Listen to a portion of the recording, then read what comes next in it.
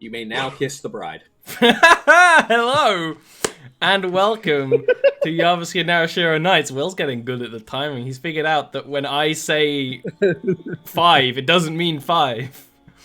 It means 8. Time in the Oliverse flows just slightly slower. Just annoyingly slightly slower. How's everyone doing? What's going on? How are you? Frozen in time, see? Told you. Yeah, that was perfect. We're starting off on a good. We've had technical issues up the wazoo. So get used to it. It's technical issues up the cloaca. Right? So I'm expecting yet more. So What are you... yeah. It's just one of those days. I guess it's another shit show, huh? Any of this.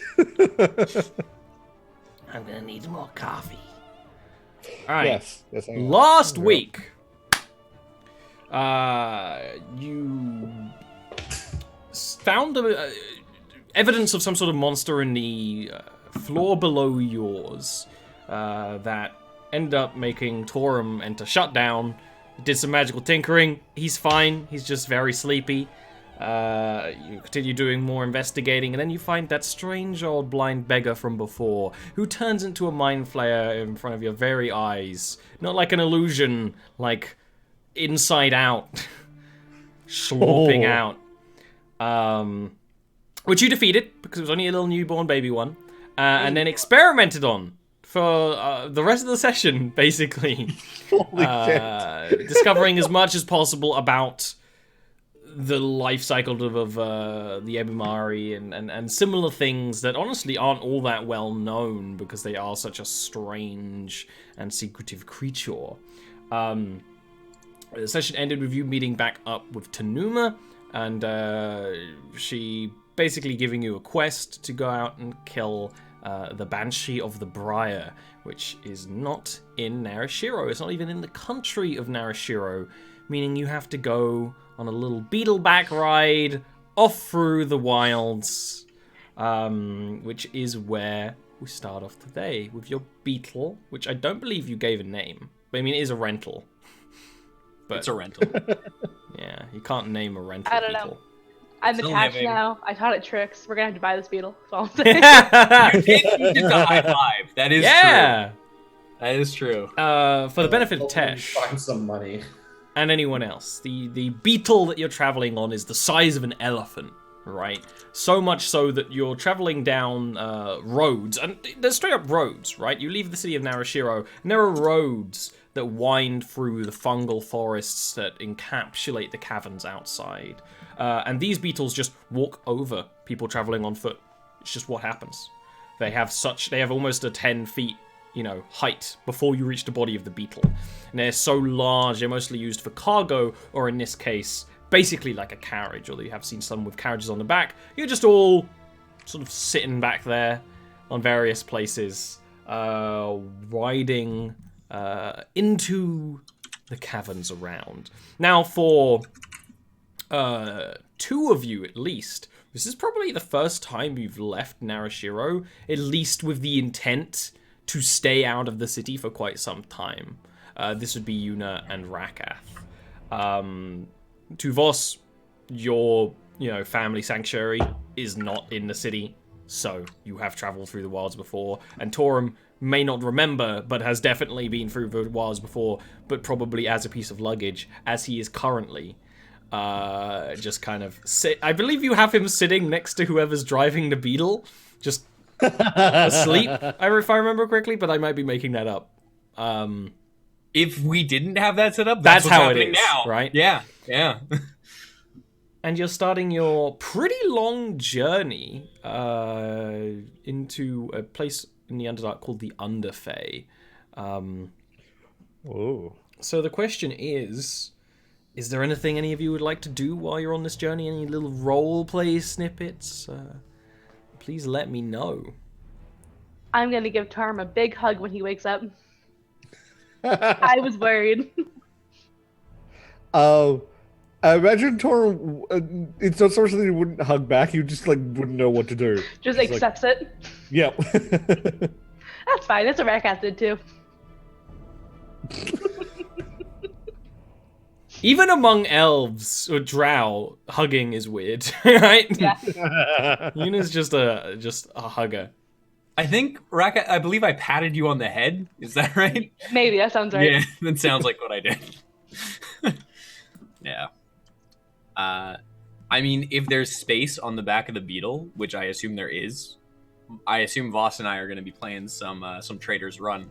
Very bouncy. I was gonna say Trader's Run. It's not the best conditions, but you absolutely can. This is why people have proper carriages, because it kind of stabilizes and things like that. But So we can play Trader's Run. Yeah, I think. I want to play. But I also read minds, so I cheat.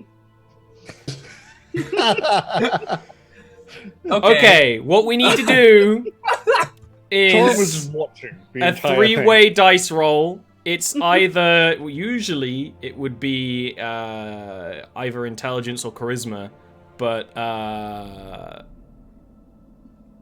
don't know what else Yuna could use for that, for cheating. Because usually cheating is dex. You can't really dex cheat in this kind of game. You can make them make saves. Alternatively, But that's not You how could Yuna's just- magic works, so... yeah. Oh, that's true. I mean, Yuna just reads emotions. It's more like you guys need to give us deception rolls or something. yeah. An additional point, I am actually proficient in Trader's Run. So can I just use that? Yeah. Cool. Absolutely. That's why I'm saying it's either an intelligence or charisma. But it's a Trader's Yes. Run roll. Yeah. So if you have proficiency in Trader's Run, absolutely add it. Hold on, wait. This is actually important. Oh. Before you roll, I get to roll these. Oh, We just lose, is what happens now. Unless you're not going to use the portent. I'm gonna use the port. Of course. can The do the funny secret thing and is, read I think like every divinist in Jarviskjir has used it to cheat in card games so far, or games. Right? Yes. I just see album where You I- can't prove it's cheating. But Yuna does tend to always win. So, you leave the city one day and you start traveling. When you're traveling outside of Narashiro, unlike a lot of cities where I describe it being, the city kind of spills forth out of the walls, because of how dangerous the Underdark is, that doesn't happen. The walls are very flat and straight and have almost like highway lines that come off of it to rejoin the roads outside that kind of make a moat around it. There are satellite towns, but they're much more their own separate thing. And that first day is traveling through those kind of satellite towns while playing a bunch of Trader's Run. The nice thing about traveling on Beetleback is you can pretty much ignore the world around you. You can hear marketplaces, you can hear other traders and things going along. The only time you have to slightly pay attention is when there's another beetle coming the other way. In which case, one of you has to, eventually give up and give right of way. But in the many games that happen over the day, of course, wins overwhelmingly.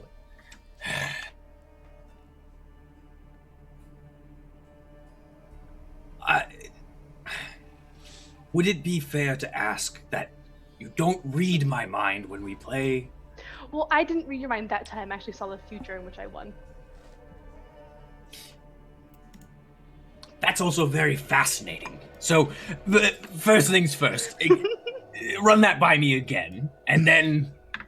Oh, I do all the time for you guys. I look at the futures where you succeed on your things, and then I make that thing happen. So you cheat real life? I wouldn't call it cheating. Well, I mean, it depends on happened. it depends on if you consider life to be on a set track, or if you consider it to be divergent. Because if you consider it to be divergent with branching paths, essentially you are selecting the path that is the correct path for you. Now, I like that. the issue is, if you view it that way, then you have to understand that when you're making that choice, life has already created all of these paths in existence. They exist for a reason. I shrug. Look, he pulls out a little notebook, one of his notebooks, and he hands it. Haven't you to me, noticed me doing it to you? I think Voss has. No, I don't notice things. So one of the things that I will say here, this book is on the metaphysics of the world around us. By a very interesting author. I suggest you read it. It might help you with your divination. Oh, thank you. It is a book of nonsense. You will not understand it at all. A book of nonsense. Excellent. I will say, it's not so much like a branching a path. It's more like shards of glass that I see. And every now and then, one hits the light the right way and it reflects back at you. And then I do that one. Or I make Voss do that one. Or I make you do that one. Did you do that to make the hunting trap fall on my head? No. Sometimes things just work out poorly. Yeah, it's like a day later, and there's a new lump. Fresh lump. Sometimes I can't always fix everything. So if I die, don't blame you, is what you're saying. Exactly. Okay. But I will try very hard if to I make sure. succeed, blame you. Yes, I get the credit. Right. Okay. So, like everything else with my existence with House of Escos, then. No, don't say that. But yes, though. Yes. Okay. Voss, I want to point out that I did beat you. It's irrelevant. I know, we both lost, but I beat you, and that makes me happy. And I want you to know that that makes me happy, because you were very smug about it. I'm sincerely happy for you if you derive joy from losing at trees. Well, thank you, Voss. Very kind of you indeed. Alright, as you continue your journey, the journey is through the fungal forests of the Underrealm, right? To all of you, this is very normal, right? But they're these caverns where the mushrooms around grow much more like trees, kind of similar to the Zerkwood on Voss's armor, actually. The kind of almost often like willows, it kind of trails down. There's almost always some sort of fungal spore in the air that gives a kind of cloudy mistiness that sometimes you can straight up see mushrooms sporing, around you. And pretty much everything in the Underdark glows in one way and another, just like how flowers in the surface are bright colors to attract all manner of things, just is the same in the Underdark, but they have to glow to gather people's attention. But things are also lit by the slight twinkling light of aether crystals that run across the ceiling of the cavern above. You can see this much more clearly now that you're out of the city. Just like how when you're out of a city in real life, you're like, I didn't know stars existed! Probably on that second day of travel, you would be not only away from the light pollution, but away from building on the ceiling. Because Narashiro builds up and down as well. It's definitely a strange sight. Sometimes when there's more light, you can see clouds that form in the area above. It's almost incorrect to imagine the Underrealm as a cave, because it is such a vast cave, it acts like other parts of the world. The only issue is there's no sunlight, and the light that comes from the aether crystals is dim, enough to allow a drow's eyes to see clearly, but you guys, well, let's just say you're lucky that there's a little lantern hook, basically built into the beetle hang there. But it's quite beautiful. Trying to grow this sort of thing in the city, it doesn't quite work. There's a chaos to being out in these forests. Things don't grow in the right sort of finery. The roads you're traveling down are flanked by farmland, actually, where areas, there's usually a sort of a line of natural tree cover and then maintained farmlands. Fleets and fleets of slaves working away on them. Just like when the farm you visited, actually, when you first left. to meet the cannibals. You don't know if any of these are run by cannibals, but you definitely see a hell of a lot of slaves working away, and beasts of burden toiling away. Mostly what you see them doing is sort of digging and irrigating the soil, because it's still the dry season. It's not the best time to grow anything. Some things you can plant right now. Mostly you're just trying to prepare for the future, right? As you continue onwards. One thing of note, you can sometimes see the far cavern walls. It's like how you can barely see the ceiling of the cavern when it's in the right light. From the right light, you can see off to the north a grand statue built on the far cavern wall. Because the route you're kind of taking kind of goes close to the north wall. You would always be, several days away from it, but close enough to see it, because it is far taller than any mountains in the real world, right?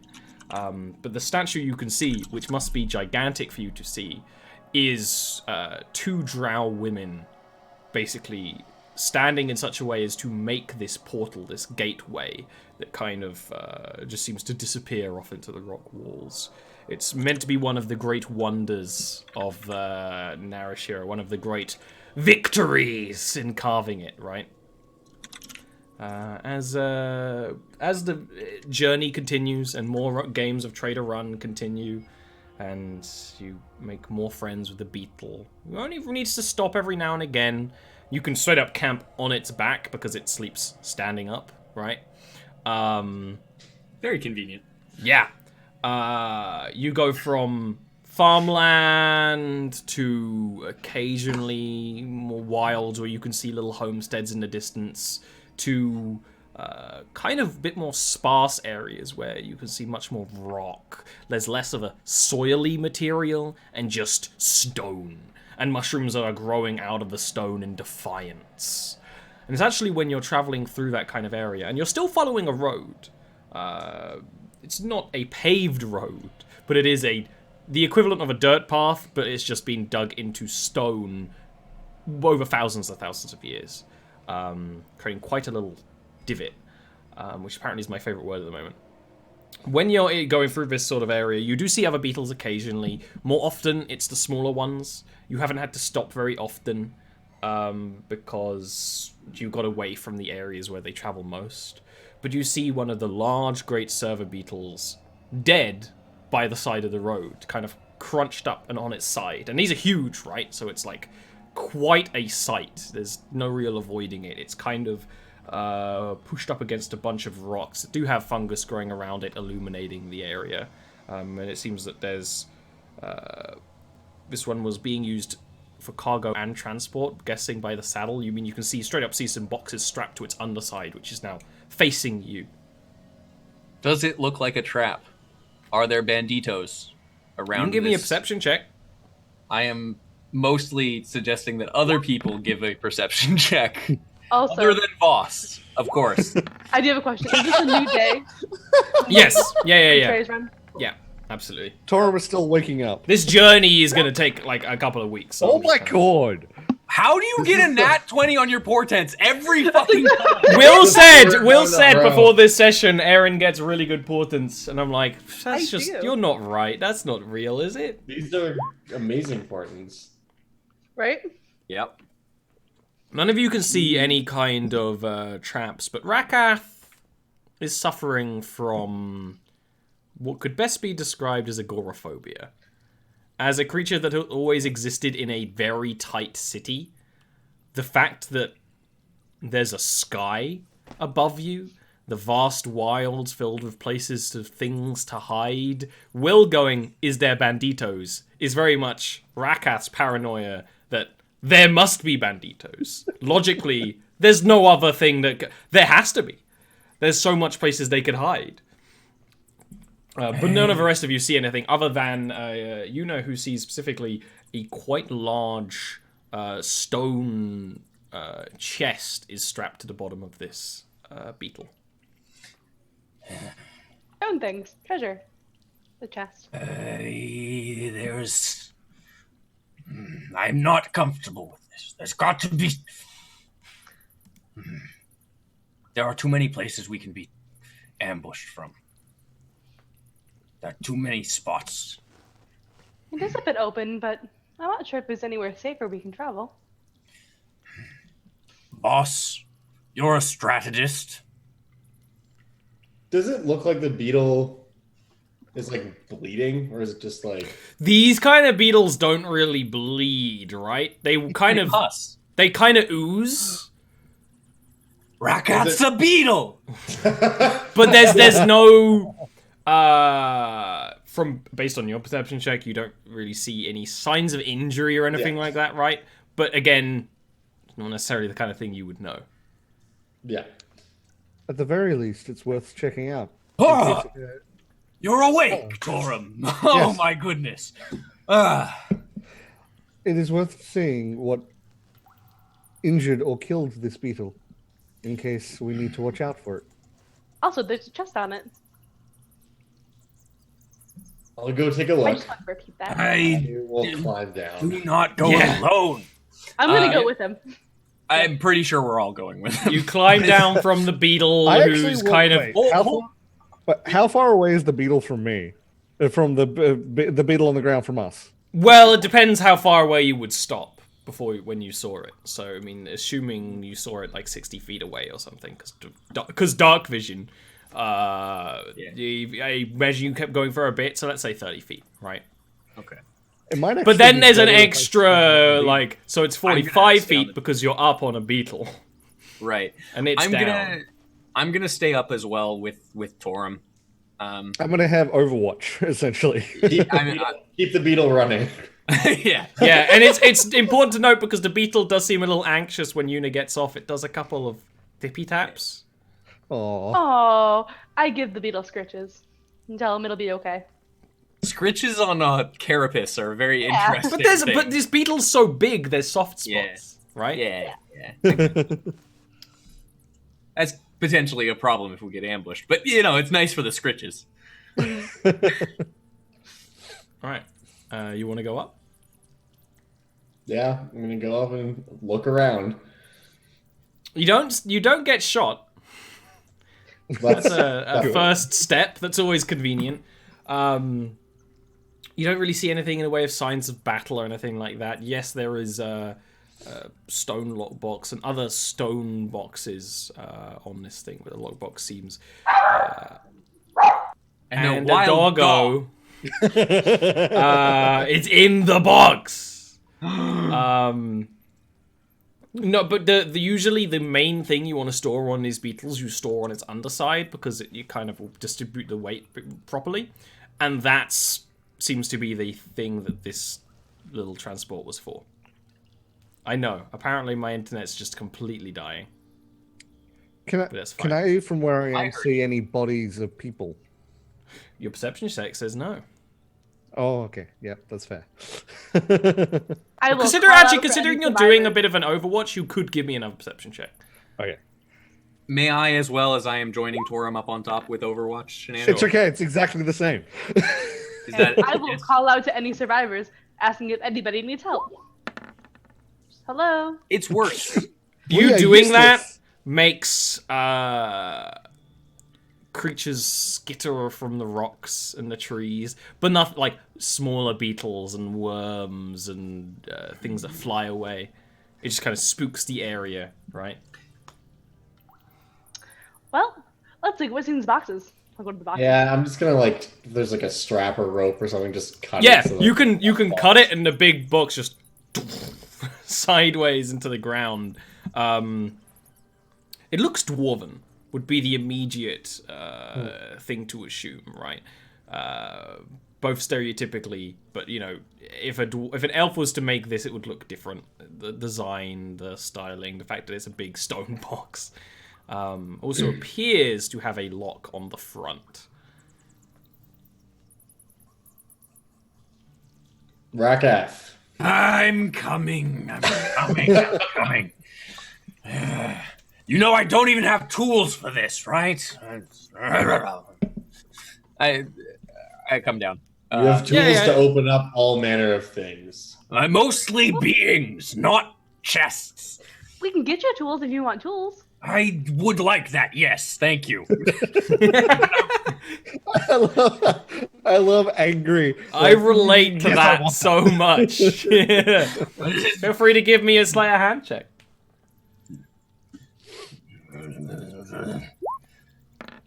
It's actually it's actually not a hard, like, it's one of those, like, you're grumbling and you do it very easily, right? It's almost effortless. I like to think that amateur Rack lockpicks. using a scalpel to open up this.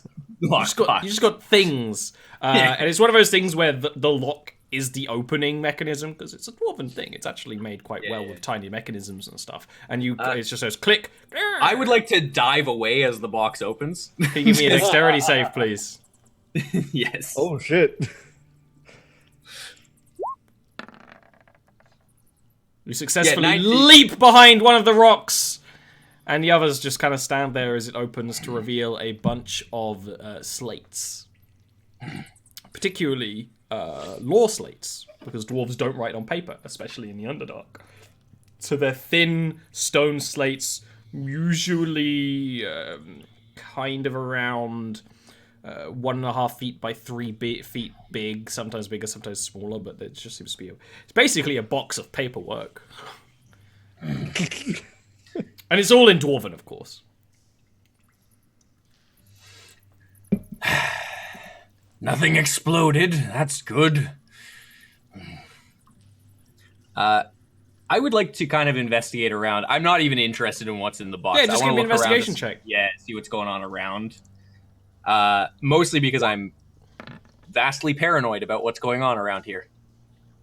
So what do you I want to look notice? at the box. Oh my Inside the God. box is a bunch of slate papers I'm gonna read it. in Dwarven. Can you read Dwarven? Damn it. No, Torum Hey, can. It's you have okay. you have a dwarven construct. Yeah. Oh, if only we had a way to read Dwarven! Oh! Oh, alas! While Yuna's doing that, canon,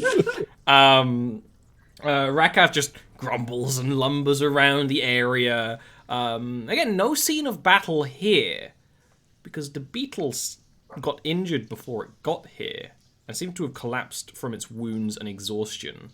You actually notice that the legs of the beetles are covered in tiny nips, but tiny nips strong enough to break through carapace and things like that. It seems like a swarm of small creatures. And then you think about reading that you've done, and you think it would be likely based on the shape of the mouth, but also the strength, and you even find a little tooth that you can pluck out. You think it was a swarm of velociraptors attacked this quite a ways forward the way you're going, and the crew of this, it seems like there were 2 dwarves. I'm guessing by the setup that they were almost an exploratory party, right? They just kind of pushed the beetle to get out of there, and it eventually collapsed. And it seems like those dwarves just kept going on foot, but could not drag this stuff with them, because most of the things that you would take for survival have been taken. Right. There's noticeably a pouch that's been left and kind of spilled open and kind of rolled into the road a little bit and then off onto the other side, because it's been here for a bit of time. And the pouch has a selection of blue candles in it, which is a bit strange. Okay, I'm gonna go grab the blue candles. And pick them up, put them back in the pouch that they were in, and just put those on my belt for now and not worry about it. How many candles were there in that pouch? 6. And they're pretty sizable. Sizable blue candles.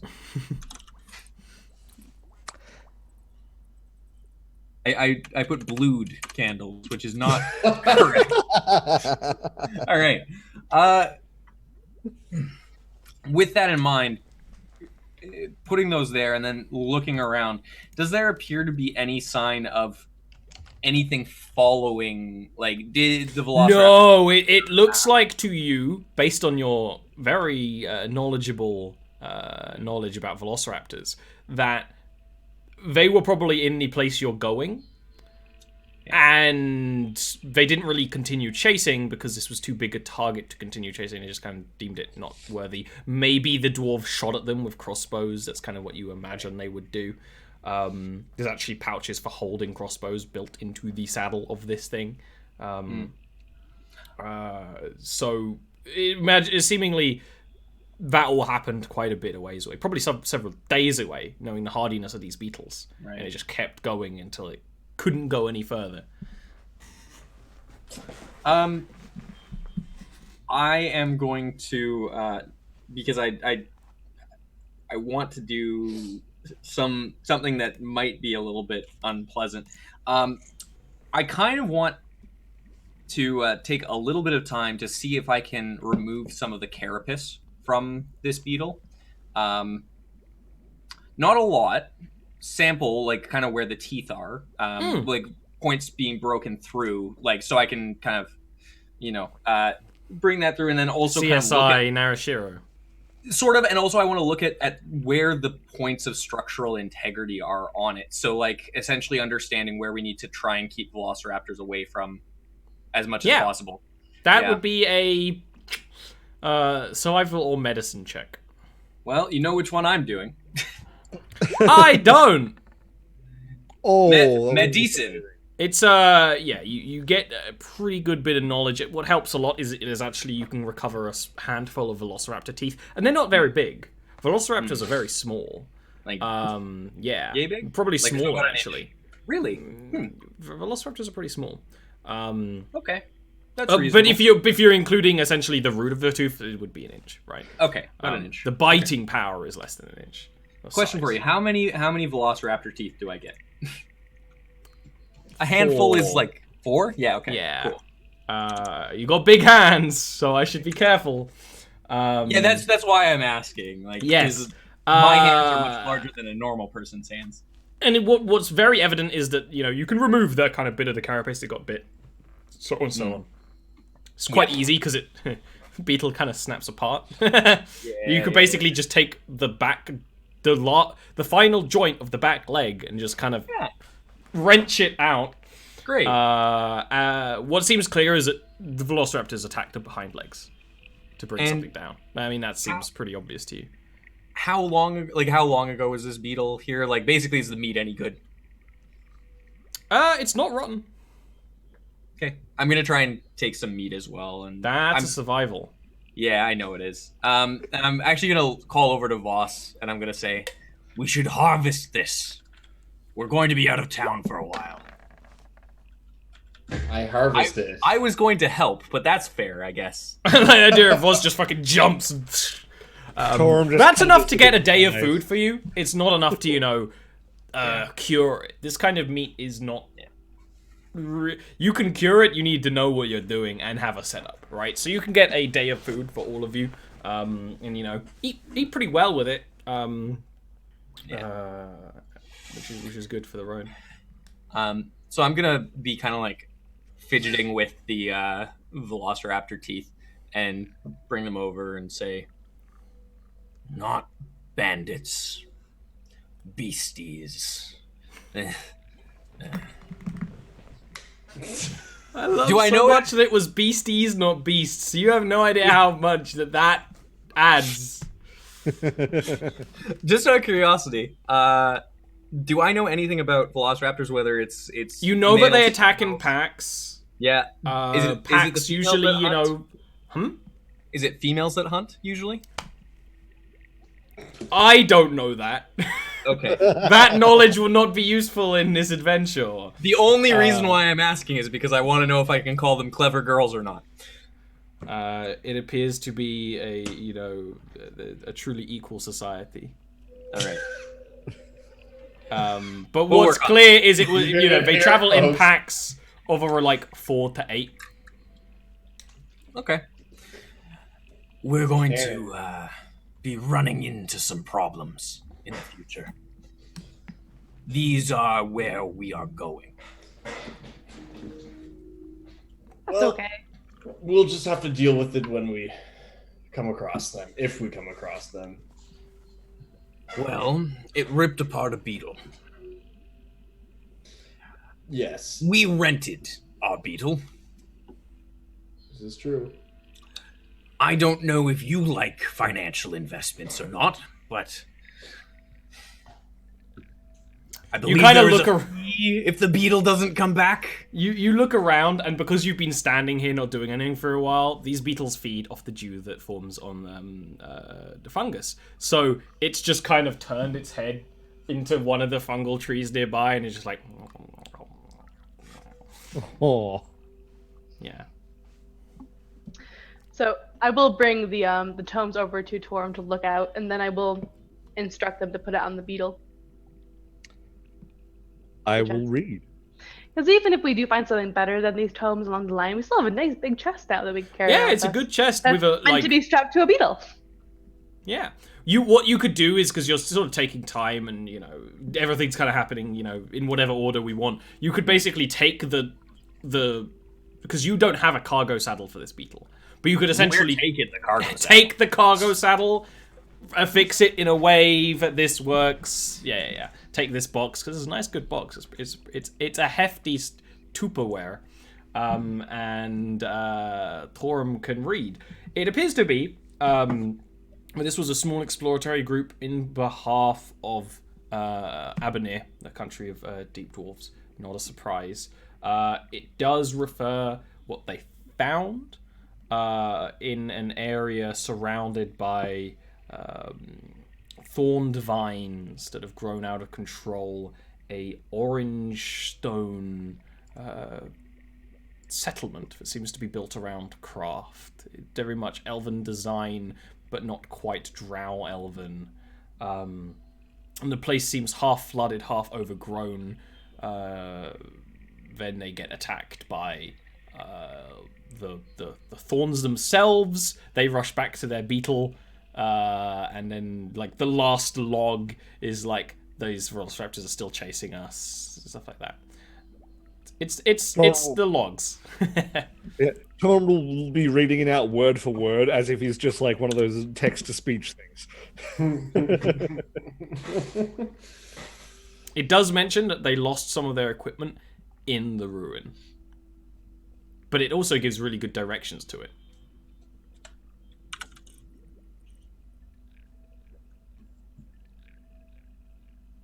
Well, that's exciting. Rakath, where do you Yes. know where it is best to shoot these velociraptors? Ollie, do I know how best to shoot these velociraptors? You just 'Cause- shoot them. In the meaty bits. They're too small to Eyes. have any sort of shoot the weak point for massive damage, Yeah. right? You just shoot them. They're not particularly strong, that's why they travel in packs. I would suggest eyes if you're planning on being very specific. Usual fleshy points. I mean, you don't want to be going into the haunch so much, that won't work. Usually the tail is obviously a terrible spot to shoot. But the maw would be very interesting. I think that would be quite entertaining to see a bolt go through the mouth and out the back of a velociraptor's head. Oh, that would be quite fascinating.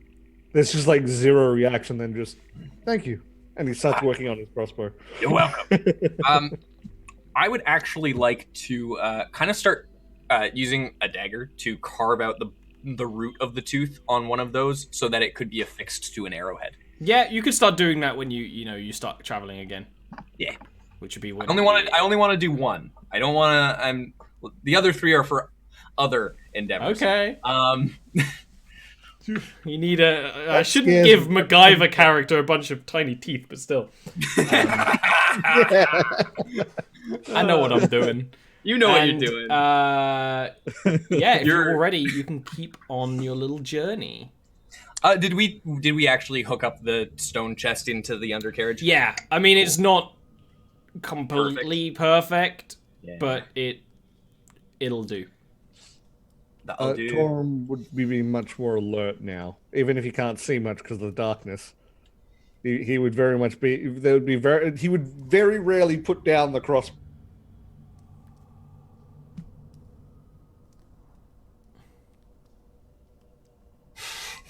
I think there was a delay there. You Nope, looked off it to was the side. there was nothing, and then you just went.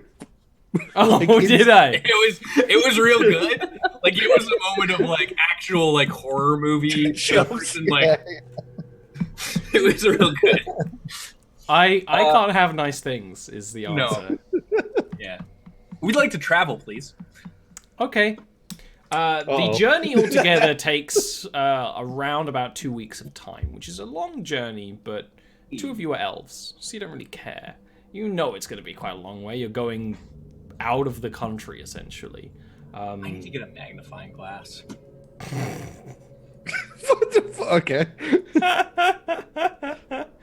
The journey kind of goes through a little bit more, natural caverns, and then almost out of nowhere just blooms into fungal forest again. This time, the trees grow taller, wider, the glowing is stronger, all in quite tight, rocky caverns that you'd think would constrict the natural growth, but in some places you see places where the rock has straight up been just demolished by the growth of this kind of sort of thing. It's the kind of place where the fungal spores in the air are, like, big and palpable as well sometimes. There's kind of these big floating, almost bubbles of stuff. I'm home. You follow the directions quite well, because once you get into this area, there is no road. There's enough of a road that, people travel into the Underfey area. And even, like, on the map, you're not in it yet. Luckily, you don't need to go into the deep depths of the realm. Because this is kind of built into some of the side rock. But in part because not many people travel too deep into it and they don't take the same path, but also the fungal roots of the plant life here completely disrupt and cover, and the ground is covered in this kind of mycelial muck that just is completely different and doesn't leave the same kind of trails. Following the directions, you soon see what was described twinkling in the aether light, as well as the fungal growths that kind of flank this area, because the ruin itself is not particularly fungal. The plant life that's going around it appears more... it's vines. It's these thick, huge vines covered in barbs, and often have many more vines twisting around it, kind of like a fibrous membrane. It kind of seems to be bursting from the very ground itself, making these huge walls, sometimes, more than 10 feet high, constricting, choking, and building around these walls that are made of some sort of orange stone. It's kind of that sort of burnt orange umber color. In many places, it's covered in this greyish, blackish mycelial muck. In other places, creeper vines, which are usually a blue color in this place, have crept around it. Leading to... This place is a realm of magical colors, of which, is without compare. Honestly, like, imagine the Quantum realm. That actually kind of helps a little bit. Not just because I watch that movie all the time religiously. But this place in particular, it was a little less fungal, a little less subdued. The light is much more coming from above, and it appears to be the ruins of... from outside, it's the ruins of, some sort of settlement. You can clearly see an entrance that's flanked by these huge vines, but the entrance itself is... There's vines for it, but they're ones that you could hack through with a little effort.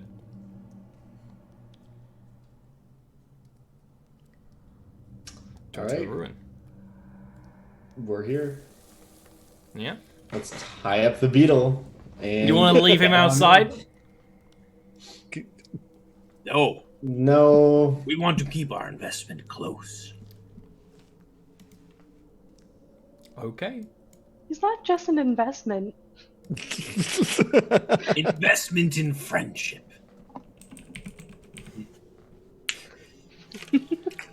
I imagine that our sweet lad,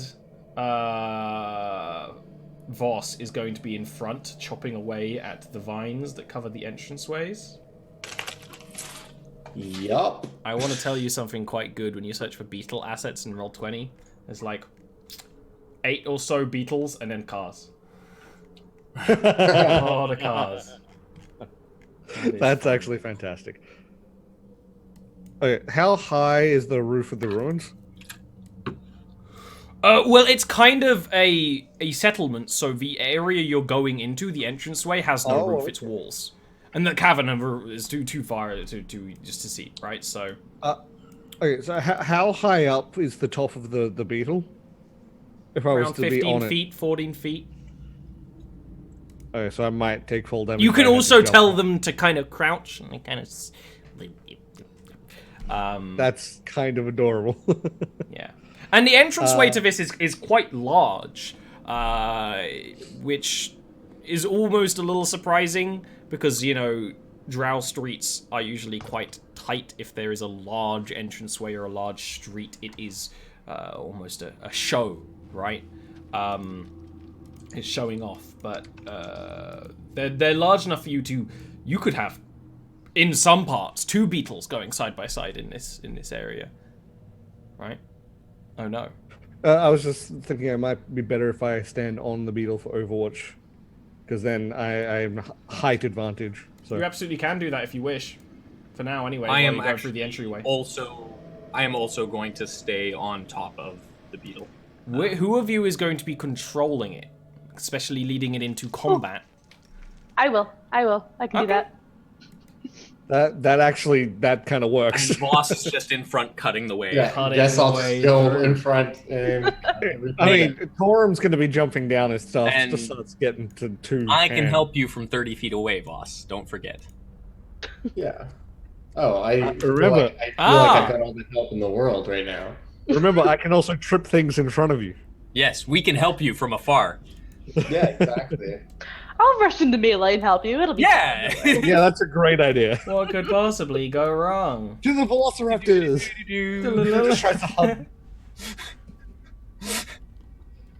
All right. Well, So this little plan of yours is slow. Yeah. These beetles, giant server beetles, are not fast creatures, and Voss has to get down there and cut through the vines. And like I said, the ones that are kind of covering the entranceway, they're not very big. They kind of fall with some with not very much effort. You can just do one like big massive swings, but there's many of them before you start getting to where it opens up a little bit more. Areas of this are just almost the natural stone of the ground. There's some where it's much tighter stone segments, but through all of it is what best can be described as a sort of fungal mycelial grass that grows.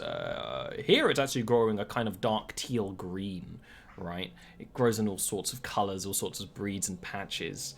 And it's growing very well in the areas in which it grows. Trudging forward with Voss cutting the way clear, and the beetle clearly anxious to be traveling into such a tight place. I am going to need Yuna to give me an animal handling roll. This is a new day, by the way. Yep. Oh, it is? Okay. Oh, darn. From when we did the searches? Yeah. Oh, okay. Yeah, it's I been would a have. while. I would have Been like 2 weeks. Well, I it's been like I a would've week, because that done- was... Okay. research or something, but that's fine. Well, you're Um, traveling... You don't really have a setup in down. which you I could would have do won that. at chess or something. It doesn't matter. Again. I'll roll those after I do this. It's at 11.